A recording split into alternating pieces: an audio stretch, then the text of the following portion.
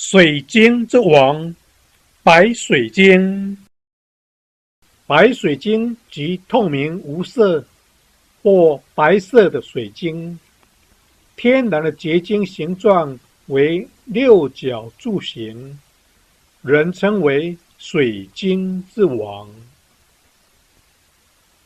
白水晶的作用很多，其散发的磁场最平稳、最纯粹，是平衡体内能量的最佳选择。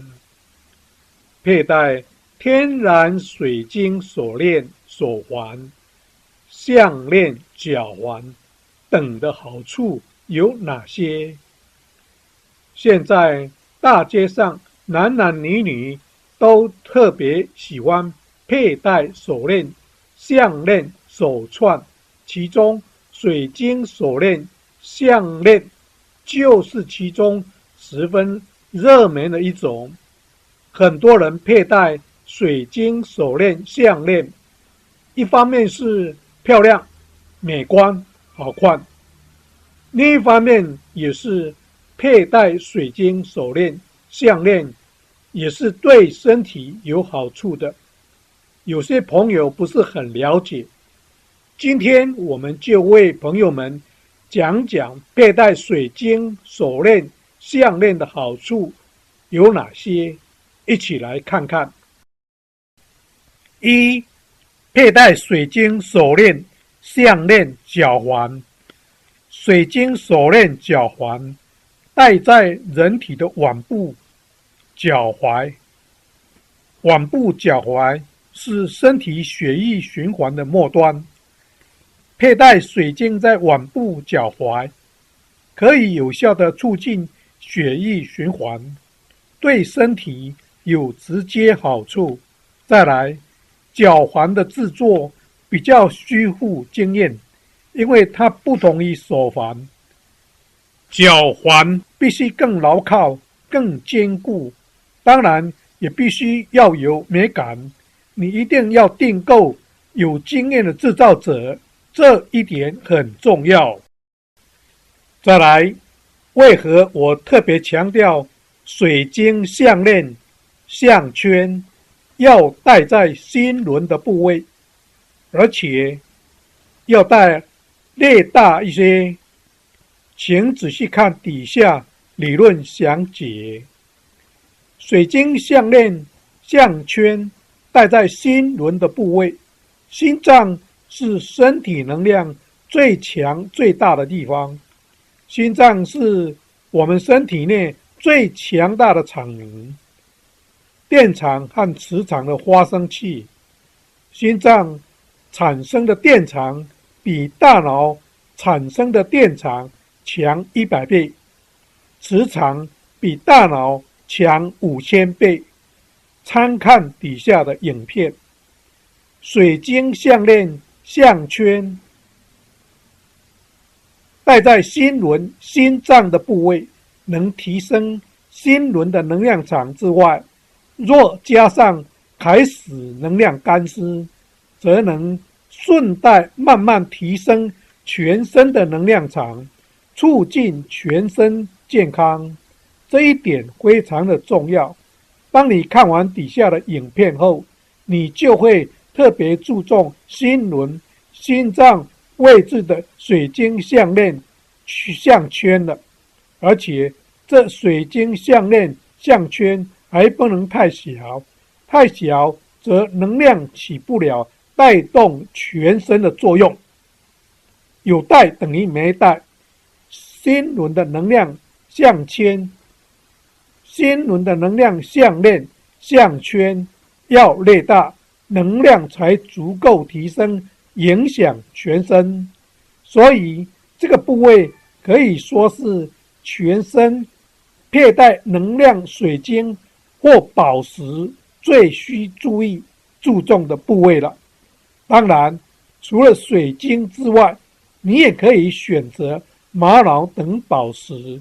很可惜，现在大家都只注重手环的能量。其实心轮的项链、项圈能量比起手环能量的重要性是高很多的。这一点可是要改进与注意的哦。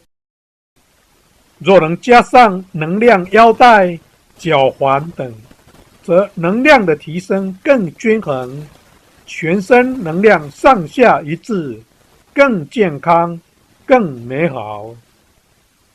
对于脚，我要多做一下注解。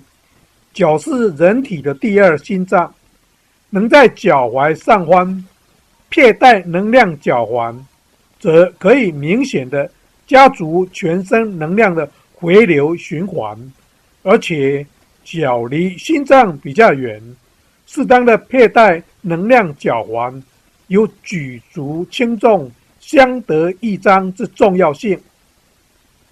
底下请进入网页连结页面详看，谢谢你。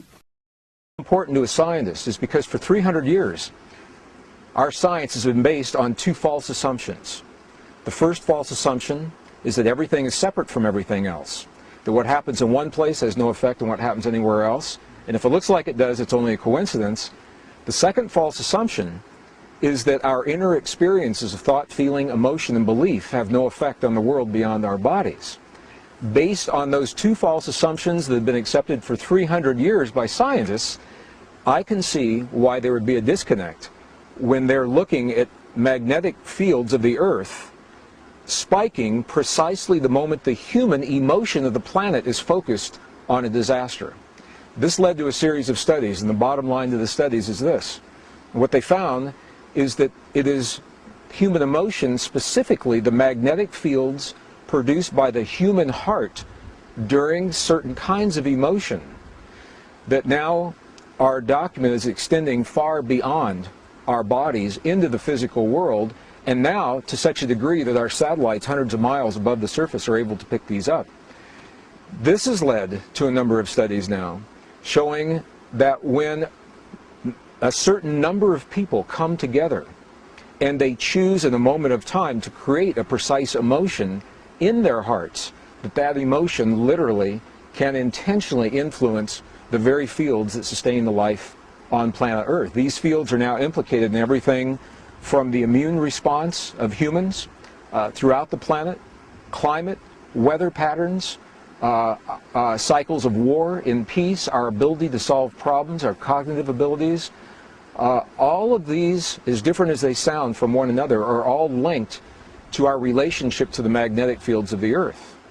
So what makes this so beautiful is every human on the planet is linked to the field, but not every human on the planet has to be consciously aware of their relationship to benefit from what a relatively few number of people come to understand. And the bottom line is this, is that when we choose to feel feelings that create what is called coherence in our bodies.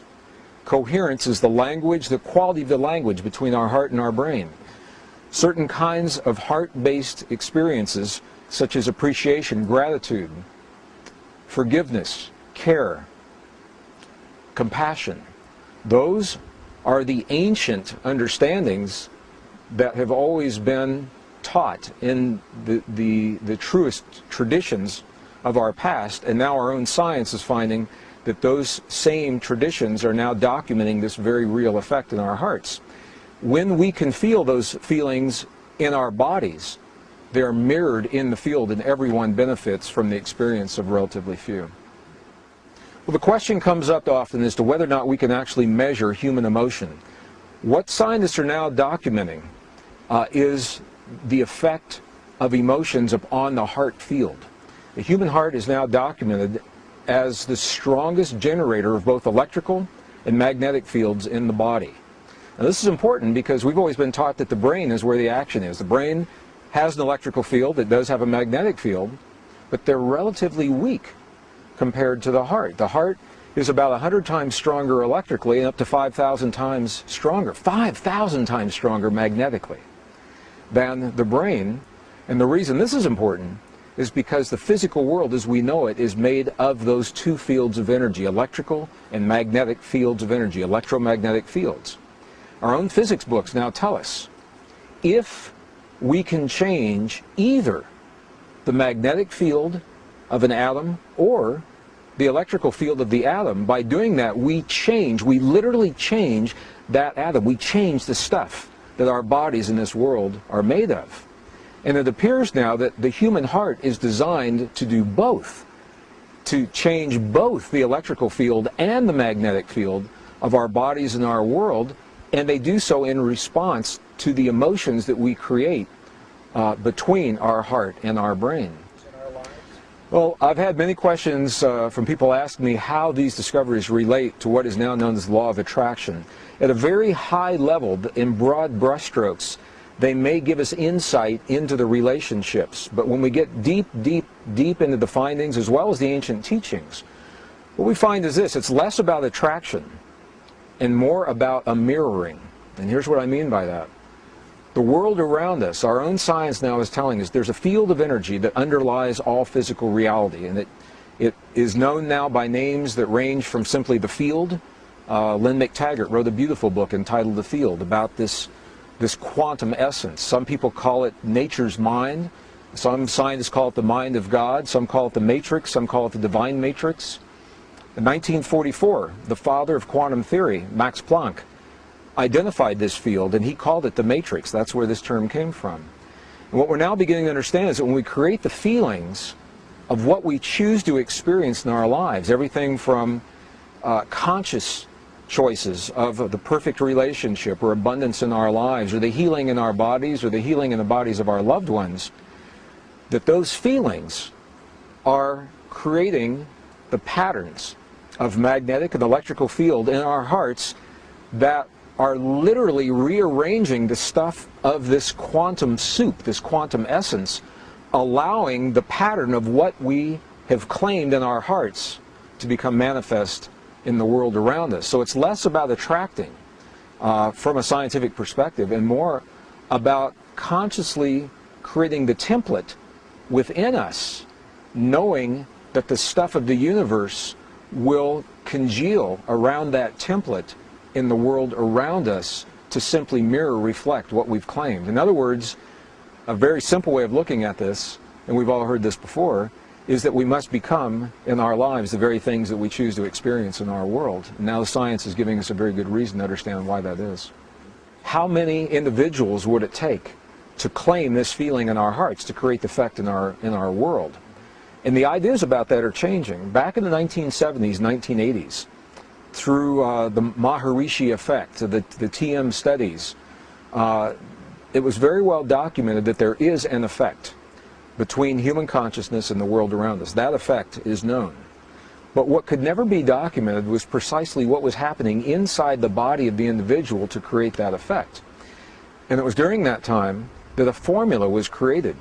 And the formula simply stated, if we can create this effect with a certain number of people, the square root of 1% of a given population, then we will have the effect.